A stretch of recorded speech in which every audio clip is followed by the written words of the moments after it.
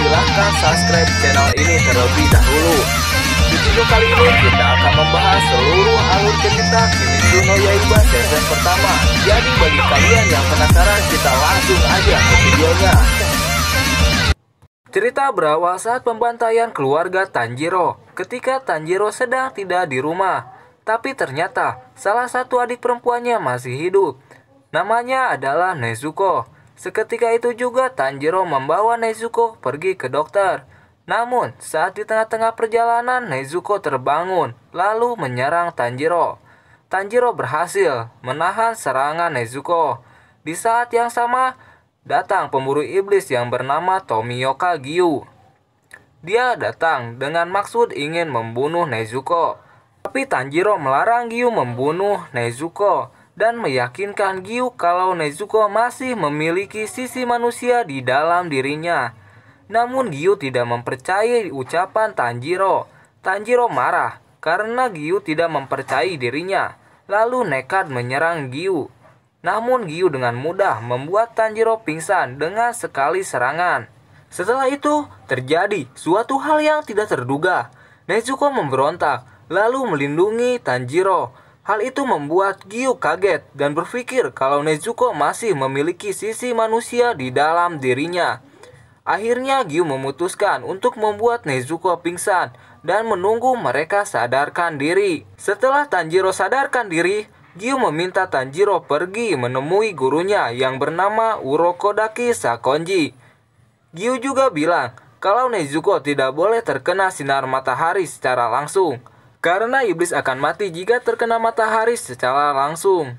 Keesokan harinya, Tanjiro membuat keranjang dari bambu untuk membawa Nezuko di siang hari. Lalu mereka pun menuju Gunung Sagiri untuk menemui Urokodaki. Mereka pun sampai di sana pada malam hari. Tiba-tiba Tanjiro mencium aroma darah di sekitar mereka. Oh iya, Tanjiro memiliki kelebihan indera penciuman yang sangat tajam. Lalu mereka pergi ke aroma darah tersebut. Mereka tiba di sebuah rumah dan menemukan iblis yang sedang memakan manusia. Dalam sekejap, Tanjiro diserang oleh iblis itu. Namun Tanjiro berusaha memberikan perlawanan sehingga si iblis mendapatkan luka di lehernya. Namun luka itu bisa sembuh dengan sekejap. Tanjiro berada di situasi yang sangat sulit. Tiba-tiba Nezuko datang menendang kepala si iblis. Tapi sayangnya tendangan Nezuko belum bisa membunuh si iblis. Pertarungan masih berlanjut. Si iblis berusaha merebut kampak milik Tanjiro dengan cara melilitkan rambutnya ke kampak. Namun itu menjadi kesalahan yang fatal karena Tanjiro melemparkan kampaknya ke pohon yang ada di sana, sehingga si iblis itu tidak bisa bergerak. Setelah itu datang pria yang bernama Urokodaki Sakonji. Dia memberitahu kalau iblis tidak bisa mati hanya ditusuk saja. Kemudian Tanjiro membawa batu untuk menghancurkan kepala si iblis. Tapi Tanjiro malah kasihan pada iblis itu. Dan akhirnya iblis itu mati karena terkena sinar matahari secara langsung. Setelah itu Tanjiro akan dilatih oleh Urokodaki untuk menjadi pemburu iblis. Tanjiro kemudian pergi ke rumah Urokodaki. Sesampai di sana Nezuko dibiarkan tertidur. Sementara Tanjiro berlatih bersama Urokodaki. Latihan pertama, Tanjiro harus menuruni gunung yang sudah dipasang jebakan oleh Urokodaki. Latihan kedua adalah latihan mengayunkan pedang. Dirinya harus mengayunkan pedang ribuan kali dalam satu harinya. Kemudian latihan ketiga adalah latihan pernapasan. Urokodaki mengajarkan 10 teknik pernapasan air. Karena yang diajarkan Urokodaki adalah elemen air, Tanjiro harus menjadi satu dengan air. Teknik pernapasan diulang terus-menerus selama 1 tahun. Setelah 1 tahun, Tanjiro diminta untuk membelah batu. Jika bisa memotong batu itu, Tanjiro akan diizinkan mengikuti ujian final. Tentu saja, Tanjiro belum bisa membelah batu itu. Tanjiro terus berusaha membelah batu itu selama 6 bulan. Kemudian datang 2 orang misterius yang bernama Sabito dan Makomo. Mereka membantu Tanjiro untuk berlatih. 6 bulan berlalu semenjak pertemuan Sabito, Tanjiro, dan Makomo. Akhirnya Tanjiro bisa melancarkan serangan terlebih dahulu, sehingga membelah topeng Sabito. Lalu di saat yang sama Sabito menghilang. dan ternyata Tanjiro sudah membelah batu besar di hadapan dirinya. Keesokan harinya, Tanjiro pergi untuk mengikuti ujian final. Sesampai di sana, Tanjiro melihat banyak peserta yang akan mengikuti ujian final. Setelah menunggu cukup lama, ujian pun dimulai. Ujiannya cukup sederhana. Mereka harus bertahan hidup di dalam hutan yang dipenuhi iblis selama 7 hari. Saat tiba di dalam hutan, Tanjiro langsung diserang oleh 2 iblis sekaligus. Tapi Tanjiro bisa mengalahkan mereka dengan jurus pernapasan air. Setelah itu, Tanjiro melihat salah satu peserta sedang diserang oleh iblis raksasa. Tanjiro langsung refleks menolong orang itu dengan menebas tangan si iblis. Setelah itu, si iblis melihat topeng yang dikenakan Tanjiro. Seketika itu juga si iblis bisa tahu kalau Tanjiro adalah murid Urokodaki. Ternyata iblis itu sudah memakan belasan murid Urokodaki, termasuk Sabito dan Makomo. Jadi yang dilihat oleh Tanjiro adalah ruh dari Sabito dan Makomo. Kenyataan itu membuat Tanjiro sangat marah dan akhirnya Tanjiro berhasil menebas leher iblis itu. Tanjiro akhirnya bisa lulus dari ujian final dan mengejutkannya hanya ada 4 orang yang berhasil lulus. Mereka yang lulus sekarang sudah resmi menjadi pemburu iblis. Masing-masing dari mereka diberi gagak Katsugai. Gagak Katsugai adalah alat berkomunikasi antara anggota pemburu iblis. Kemudian mereka diberi logam Tahamagame. Logam itu adalah bahan dasar untuk membuat pedang yang bisa membunuh iblis. Karena iblis tidak bisa dibunuh oleh senjata yang biasa saja. Pedang yang dibawa Tanjiro adalah pedang yang dipinjamkan oleh Urokodaki. Tak lama lagi Tanjiro akan mempunyai pedangnya sendiri. Tak hanya gagak dan pedang, mereka juga diberi seragam pemburu iblis. Setelah itu, Tanjiro pulang ke rumah Urokodaki dan disambut oleh Nezuko yang baru terbangun dari tidurnya. Selama Tanjiro berlatih, Nezuko tertidur selama 2 tahun. Kenapa begitu? Nezuko adalah iblis yang tidak memakan manusia, jadi dia memulihkan kekuatannya dengan tidur. Kemudian Urokodaki menjelaskan tentang macam-macam iblis. Selama ini, iblis yang dihadapi Tanjiro adalah iblis-iblis lemah. Sedangkan di luar sana, banyak iblis yang memiliki teknik khusus yang disebut teknik darah. Jadi kesimpulannya, manusia memiliki teknik pernapasan, sedangkan iblis memiliki teknik darah. Urokodaki juga menjelaskan kalau ada iblis yang bisa merubah manusia menjadi iblis. Namanya adalah Kibutsuji Mujan. Karena dia tahu cara merubah manusia menjadi iblis, kemungkinan besar dia juga tahu cara merubah iblis menjadi manusia. Tak hanya itu, Mujan juga bisa merubah iblis lemah menjadi iblis kuat dengan cara memberikan darahnya. 15 hari kemudian, datang orang yang bernama Hana Kazane. Dia adalah orang yang menepah pedang milik Tanjiro. Saat melihat mata Tanjiro yang berwarna merah, dia berpikir kalau Tanjiro adalah anak yang terlahir dari keluarga yang berhubungan dengan elemen api dan berharap pedangnya akan berubah menjadi berwarna merah. Namun saat Tanjiro mencabut pedangnya berubah menjadi berwarna hitam. Tak lama kemudian gagak milik Tanjiro datang dan menyampaikan misi pertamanya. Dia diminta untuk pergi ke sebuah desa di arah barat. Di desa itu setiap malamnya gadis-gadis di sana menghilang tanpa jejak dan diduga itu adalah perbuatan iblis. Tanjiro diminta untuk membunuh iblis yang kerap menculik gadis-gadis di sana. Sebelum berangkat, Urokodaki memberi Tanjiro kotak khusus untuk membawa Nezuko di siang hari. Setelah itu, mereka bergegas untuk menjalani misi pertamanya. Setelah sampai, mereka bertemu dengan seseorang yang bernama Kazumi. Dia sedang bersedih karena pacarnya diculik oleh iblis. Malam harinya, Tanjiro dan Kazumi mendatangi tempat di mana pacarnya menghilang. Kemudian Tanjiro merasakan aroma iblis di bawah tanah, lalu menusukkan pedangnya ke tanah. Kemudian muncul iblis yang mempunyai teknik darah. Kekuatan khususnya adalah dia bisa menyelam di bawah tanah. Dan tidak hanya satu saja, Tanjiro juga harus menghadapi 3 iblis sekaligus. Tanjiro cukup kesulitan karena harus bertarung dan melindungi Kazumi. Tak lama kemudian, Nezuko keluar dan bertarung bersama Tanjiro. Lalu Tanjiro meminta Nezuko untuk melindungi Kazumi, sedangkan dirinya akan masuk ke dalam tanah. Tanjiro berhasil membunuh 2 iblis sekaligus dengan jurus pernapasan air teknik ke-6. Sedangkan di atas Nezuko sedang melawan iblis lainnya. Tanjiro segera keluar dan memotong tangan iblis tersebut. Setelah itu Tanjiro menanyakan tentang Muzan.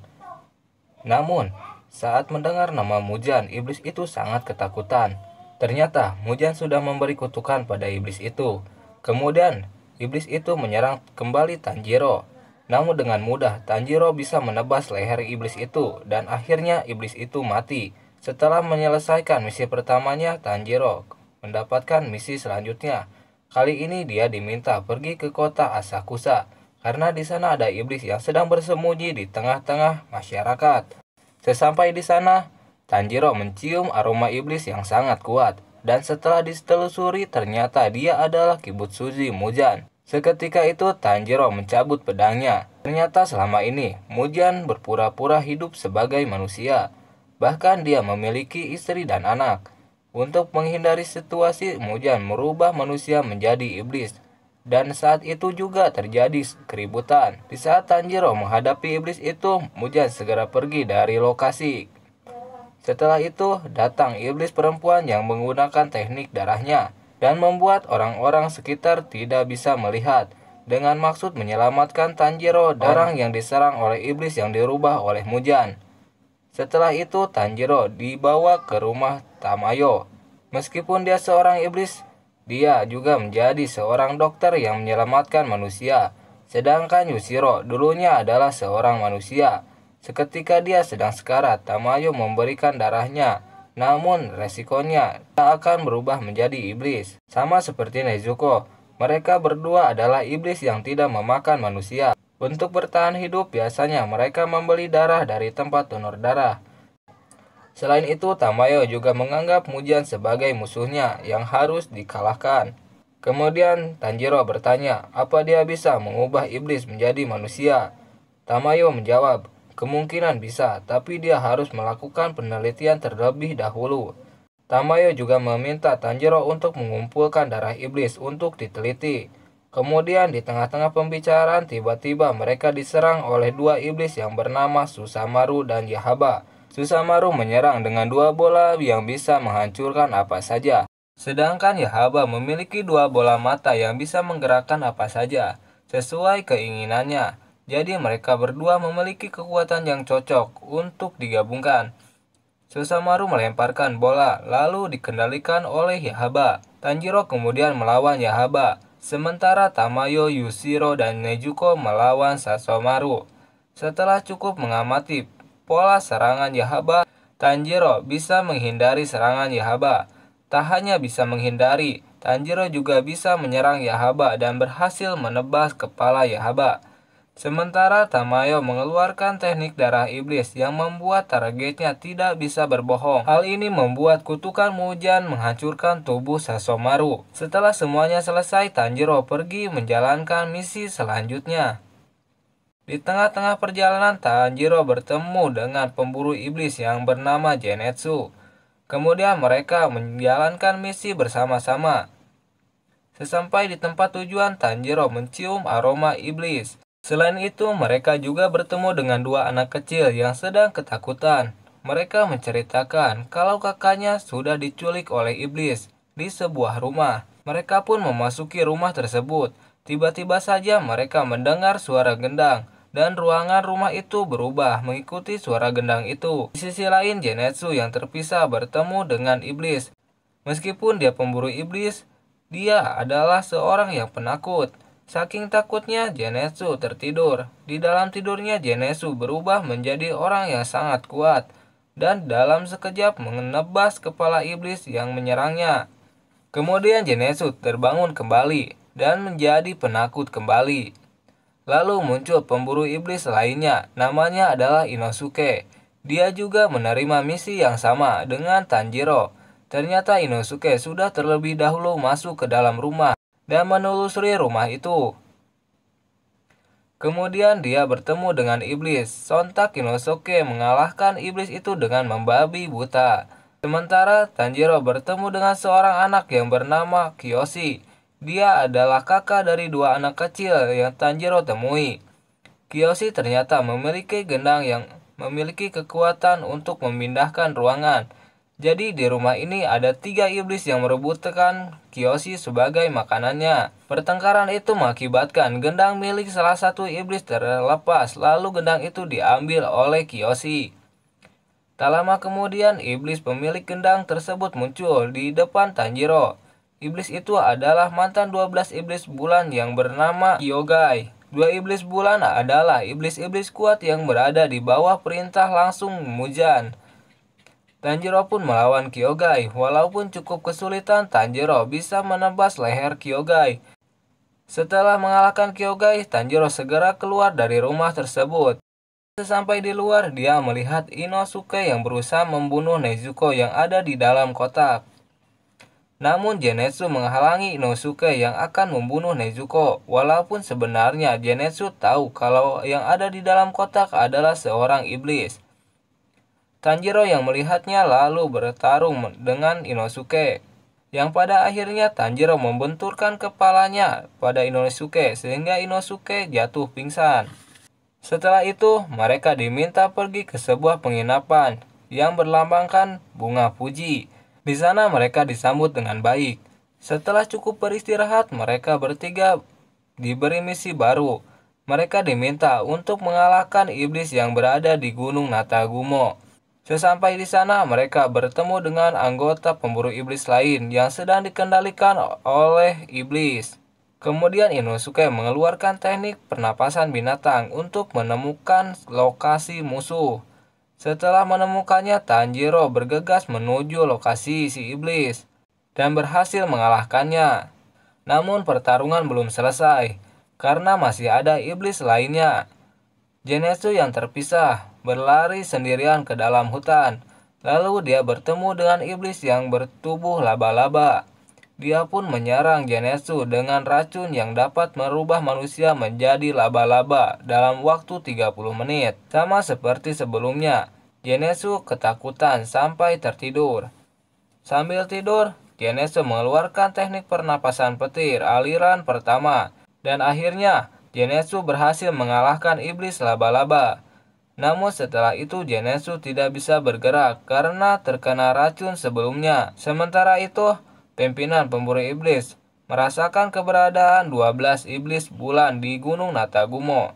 Ia pun memutuskan untuk memerintahkan 2 orang Hashira. Mereka adalah Shinobu dan Kyu. Sementara itu, Inosuke bertemu dengan iblis yang cukup kuat. Pedang Inosuke patah dan dia diambang kematian. Lalu di saat-saat terakhir, Gyu datang menyelamatkan Inosuke. Kemudian dengan sigap mengalahkan iblis itu. Di sisi lain, Tanjiro bertemu dengan iblis bulan yang bernama Rui. Dia memiliki kekuatan benang yang sangat kuat. Bahkan pedang Tanjiro sampai patah. Seketika benang Rui hampir membunuh Tanjiro, tiba-tiba Nezuko datang dan menjadi tameng untuk Tanjiro. Namun dengan mudah Rui menangkap Nezuko sehingga Nezuko tidak bisa bergerak. Kemudian Tanjiro mengeluarkan teknik terkuatnya untuk memotong benang Rui. Tapi Rui juga menggunakan teknik darah iblis untuk memperkuat benangnya. Tanjiro kemudian mengingat gerakan ayahnya yaitu tarian Dewa Api Kagura. Tanjiro mengubah elemen air menjadi api. Bukan hanya Tanjiro saja, Nezuko juga tiba-tiba bisa menggunakan teknik darah iblis, yang dimana darah Nezuko bisa menjadi sebuah ledakan. Tanjiro dengan pernapasan api bisa cukup mudah memotong benang Rui. Namun, sebelum pedang Tanjiro bisa memenggal leher Rui, dirinya melepaskan lehernya sendiri sehingga Rui tidak mati. Tanjiro sudah kelelahan, sehingga dia tidak bisa bergerak. Beruntung Gyu datang, dan dengan mudahnya menebas leher Rui. Akhirnya pertarungan sudah berakhir, dan Zenitsu yang terkena racun sudah diselamatkan oleh Shinobu. Oke, sampai di sini dulu pembahasan Kimetsu no Yaiba season pertama. Bagi kalian yang belum subscribe, silahkan subscribe terlebih dahulu. Saya Piki, sampai jumpa di video selanjutnya.